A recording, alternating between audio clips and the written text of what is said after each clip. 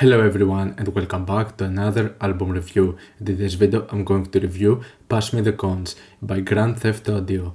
This is a band that you're possibly not aware of, and even if you recognize them from before, you might be surprised that they have a brand new album in 2022. So basically the thing with Grand Theft Audio is that the way I learned about this band was due to Gran Turismo 3. It was one of the very first games that I've ever played when I was a child. Not just as a racing game, but in general it was one of my first experiences with gaming, and I was in love with the soundtrack of Gran Turismo 3. In my opinion, the Gran Turismo series have some great licensed soundtrack, and Grand Theft Audio songs were included in Gran Turismo 3. Actually, 4 of the songs out of their debut album were included in Gran Turismo 3, which is actually kind of insane if you think about it. Now, listening to the very first full-length album, Blame Everyone, many years later, it is an album that still holds up to me being a really great work. There are other tracks over here that I also find to be pretty good, but obviously the tracks that were included in the game were by far my favorites due to nostalgia reasons, and even back in the day I remember finding some of the tracks of Grand Theft Auto to be amongst my favorites out of the entire series. Like seriously, some of the tracks that were included in this game were simply unmatched. So what was the sound of Grand Theft Auto back in the day? Well, it made a lot of sense to have tracks like this in a racing game because it definitely has that feel. We're basically talking about mostly alternative rock songs but with a heavy dose of electronic elements that would even go to some more aggressive passages, and then you have directions of like industrial rock and big beat, and all of this made for like a really intense, powerful and catchy album, which would also scream like late 90s, early 2000s era sound. It was like a sound that would play a lot back in the day. So Blame Everyone came out in the year 2000, and here we are 22 years later with their second full-length album. This is like a return that I don't really believe anyone would expect, and I didn't really know how to feel about this because I was certainly curious in which direction this album was gonna go, because there has been a shift with the sound from like the early 2000s and late 90s in comparison to nowadays. Honestly, this type of more alternative rock sound with a heavy dose of electronic elements has not really aged that greatly as time would go on, so I was a bit worried that this album might end up feeling a little bit corny and just having ideas that would feel dated, and that it wouldn't really feel like an album that anyone would ask for after all of those years. But the thing is that I still have a soft spot with this era of music. Even though I can understand the level of corniness with this era of rock and electronic music, there is still like a nostalgic feel to me, and this album actually sort of succeeded in my opinion to bring back those pretty nostalgic moments.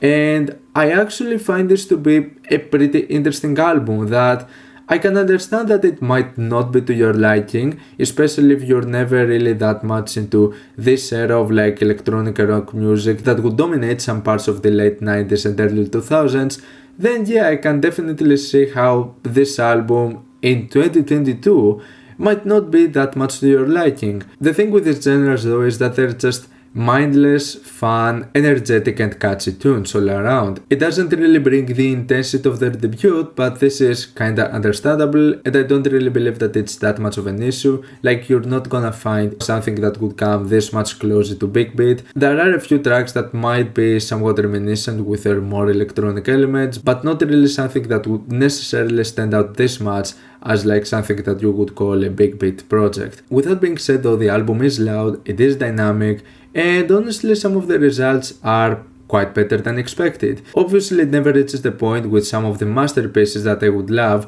out of the very first album, but it doesn't really need to. I believe that the results after more than 2 decades are still pretty solid. The album starts with Scrub Up, which is a track that has quite a few elements that are pretty reminiscent with the sound of like their very first album when it comes to the vocal effects, which is something that I was kinda hoping that we would get with this album, and it was something that I was sort of expecting, but I was definitely a bit worried with some of the directions that we might see with the vocals over here. But I like that they keep some of the elements that made their first album so appealing, with some of those vocals feeling a bit more robotic, being a little bit more heavily manipulated with effects, and having this more industrial feel to them, which I believe believe that with tracks like Scrub Up, it works pretty fine.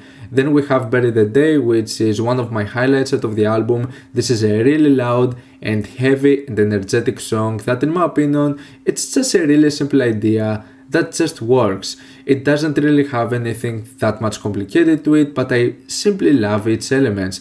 The way it's structured, the way it sounds, the melodies, it's just a really fun and catchy tune, and it doesn't really need something beyond that. Even in those terms, it works pretty fine. It's a really solid track. With the track The Gods of Rock, I'd say it's the first moment where we get a track that it isn't really that much my cup of tea. These were some of the directions that I was a little bit worried with this album taking, but thankfully we don't see this being that much of a recurring theme as the album goes on. I just don't really like the idea behind this one with like the clapping sections, the melodies, the sort of attitude behind it. It's a bit of a forgettable song that, yeah, it didn't really do that much for me. Then there's the track Trevor, which shows a little bit of a different direction, certainly in comparison with her first album. This is a much more soothing and calm moment, focusing much more in the electronic aspects, using a pretty basic and standard beat, which is quite catchy, and I sort of like the atmosphere behind this track. It never really gets that much heavy, it just keeps this more smooth tone, which in my opinion makes for a pretty solid result and definitely one of the most exceptional and most memorable tracks out of this whole project. Then we have the track Ruin Your Youth, which was the first teaser track they released 2 years ago, which would mark the return of the group after 2 decades. And for me, this is an excellent song, certainly one of the highlights of the album, or I would even consider it to be possibly the best moment over here.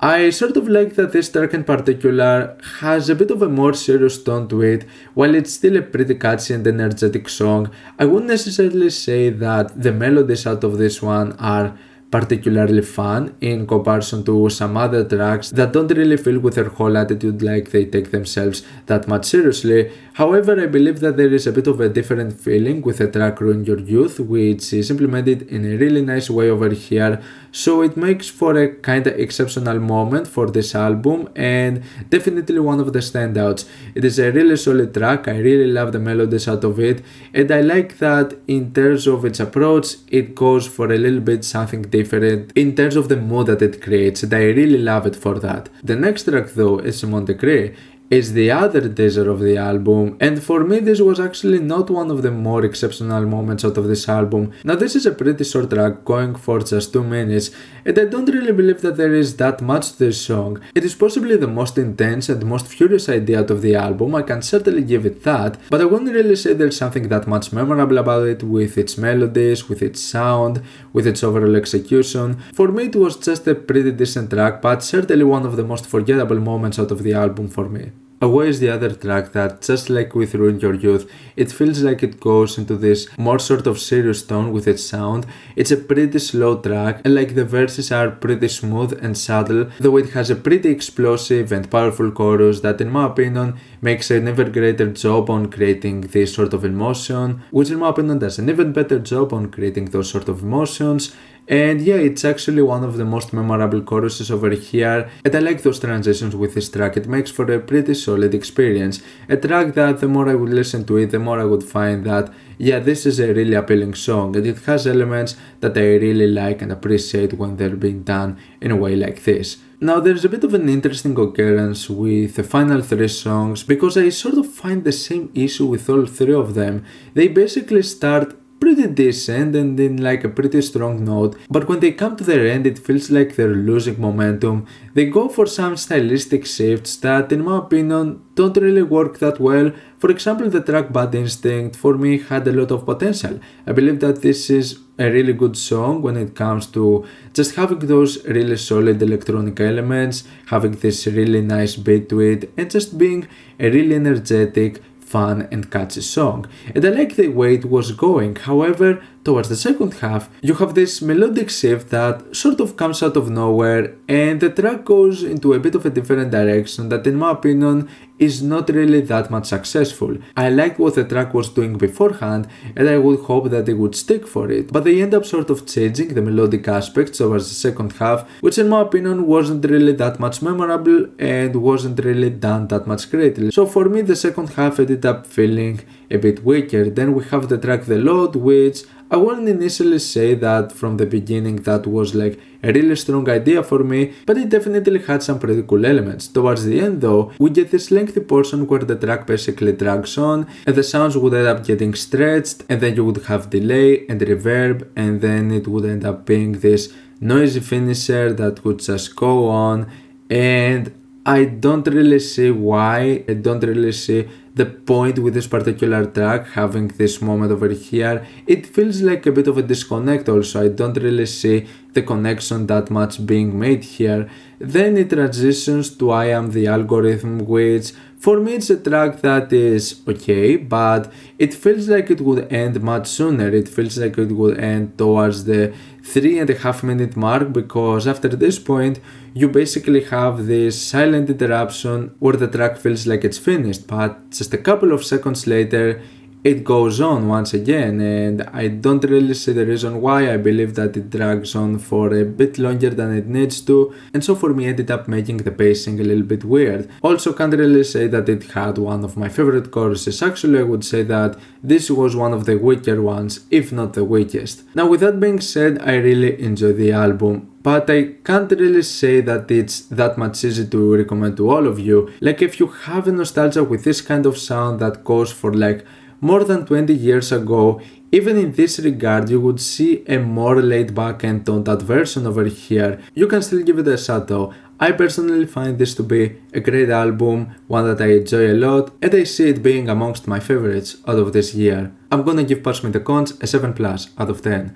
What's your opinion on this album? Like it, dislike it, why? And what do you want to review next time? Let me know down in the comments. Leave a like if you enjoyed the video, subscribe for more content like this. Thank you for watching, and I'll see you all in the next video. Goodbye.